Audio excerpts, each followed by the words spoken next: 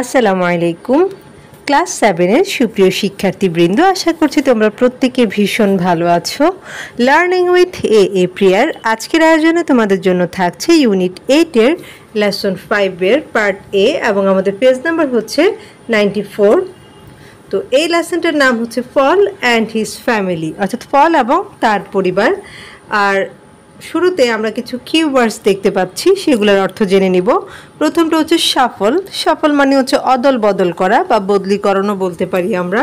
এরপর হচ্ছে ফিড মানে খাওয়ানো, র্যাবিটস মানে খরগোশ, স্যান্ডউইচেস, তো উইচেসের বাংলা আমরা স্যান্ডউইচই বলি। এরপর স্পাইডার মানে মাকড়সা, তারপর রয়েছে ফ্লাই মানে হচ্ছে মাছি। এরপর রয়েছে ইনসেক্টস মানে পোকা মাকড় বা কীটপতঙ্গ। তারপর রয়েছে বুশ অর্থাৎ ঝোপঝাড়। তারপর রয়েছে রিল্যাক্স অর্থাৎ বিশ্রাম করা। এরপর রয়েছে রান মানে হচ্ছে দৌড়ানো। এবার চলে যাচ্ছি পার্ট এতে এবং সেখানকার ইনস্ট্রাকশনে বলছে right 5 sentences on one piece of paper describing what you really like, don't really like, etc.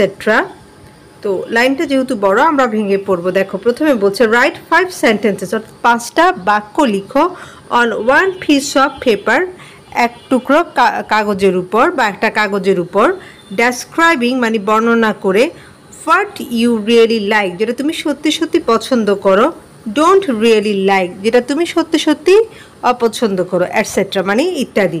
অর্থাৎ একটা কাগজে তুমি সত্যিকার অর্থে যা যা পছন্দ করো বা অপছন্দ করো সে ব্যাপারে 5টা সেন্টেন্স লিখবে। But don't write your name, কিন্তু তোমার নিজের নামটা তুমি সেখানে লিখবে না।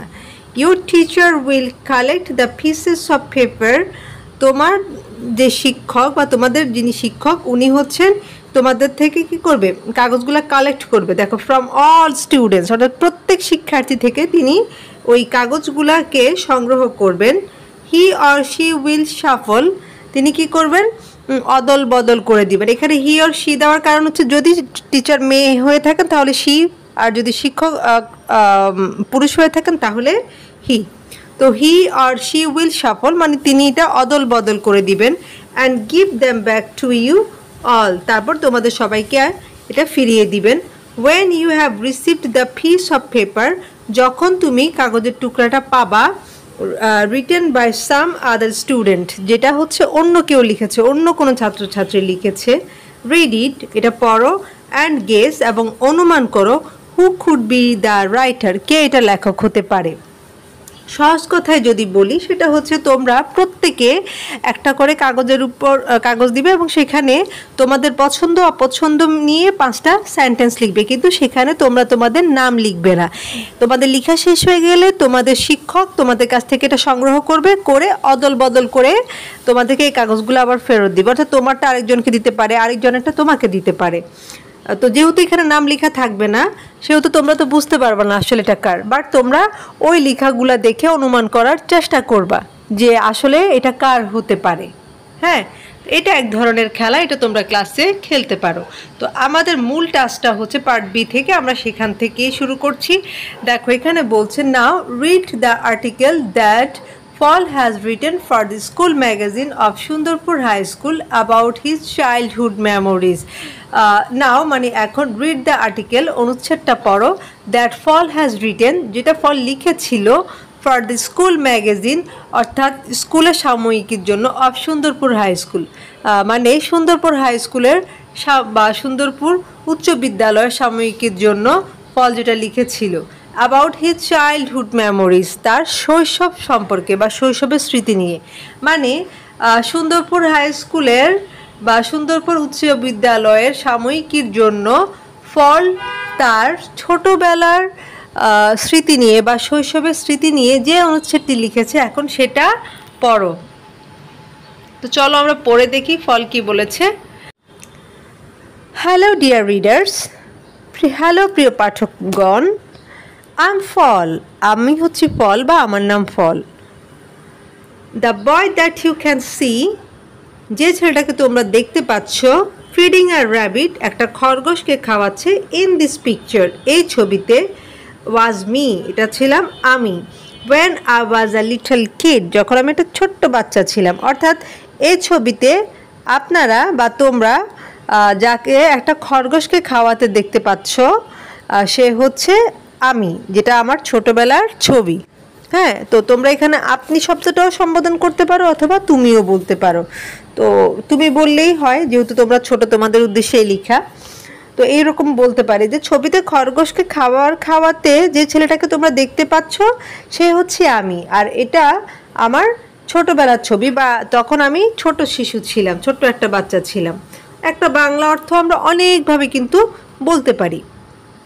টুডে, আজকে I am going to tell, আমি বলতে যাচ্ছি, মানে আমি তোমাদের বলতে যাচ্ছি how I spent my childhood days, কীভাবে আমি আমার শৈশবকাল কাটিয়েছি, and what my family and I liked and disliked, এবং আমিও আমার পরিবার কি কি পছন্দ করতাম বা অপছন্দ করতাম।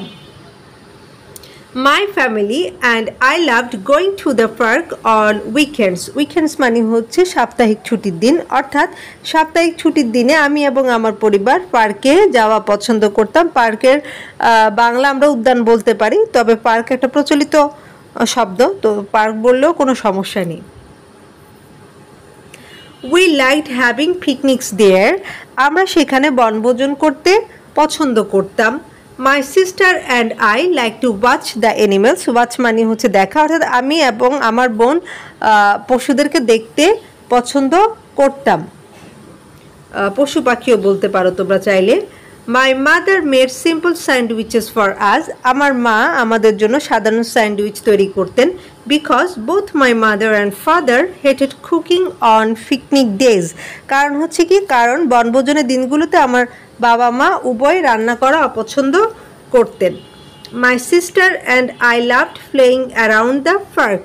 আমি এবং আমার বোন পার্কে বা উদ্যানে খেলা করতে পছন্দ করতাম। অ্যান্ড ফিডিং দ্য অ্যানিমেলস, এবং এই যে পশু পাখিদেরকে খাওয়াতে ভালোবাসতাম। অর্থাৎ আমি এবং আমার বোন উদ্যানে খেলা করতে এবং পশু পাখিদের খাওয়াতে ভালোবাসতাম। I didn't like sitting on the grass and doing nothing for hours. অর্থাৎ ঘন্টার পর ঘন্টা কিছু না করে শুধু শুধু ঘাসের উপর বসে থাকাটা আমি পছন্দ করতাম না, বা এটা আমার অপছন্দ ছিল। My parents like to watch us play while they talk. অর্থাৎ আমাদের বাবা মা আমাদের খেলা দেখে কথা বলা উপভোগ করতেন, বা আমরা এইভাবেও বলতে পারি যে বাবা মা কথা বলার সময় আমাদের খেলা করতে দেখতে ভালোবাসতেন বা পছন্দ করতেন। We all like going to the park. আমরা প্রত্যেকে বা আমরা সবাই উদ্যানে যেতে পছন্দ করতাম। Because we loved being outdoors and feeling free. কারণটা কি, কারণ আমরা বাইরে মুক্ত বনে ঘোরাফেরা করতে পছন্দ করতাম। ফিলিং ফ্রি মানে হচ্ছে স্বাধীনতা অনুভব করা। তো আমরা এইভাবে বলতে পারি যে আমরা সবাই পার্কে যেতে চাইতাম, কারণ বাইরে থাকতে এবং স্বাধীনতা অনুভব করতে আমাদের ভালো লাগতো। তারপর বলছে উই কুড রিল্যাক্স দেয়ার, আমরা সেখানে বিশ্রাম নিতে পারতাম। And listen to the birds singing, এবং পাখিদের গান শুনতে পারতাম।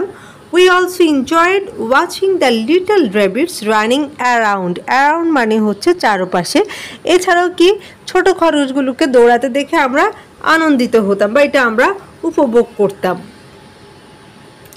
We could play as much as we wanted, আমরা যতক্ষণ চাইতাম ততক্ষণ খেলতে পারতাম।